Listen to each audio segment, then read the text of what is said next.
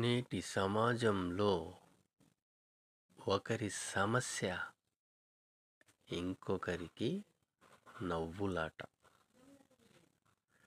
ఒకరి జీవితం ఇంకొకరికి చులకన. ఒకరి ఆనందం ఇంకొకరికి అసూయ. ఒకరి బాధ ఇంకొకరికి బరువు. ఒకరి పరువు ఇంకొకరికి పరిహాసం. ఒకరి ఆపద ఇంకొకరికి అవకాశం. ఒకరి బలహీనత ఇంకొకరికి బలం.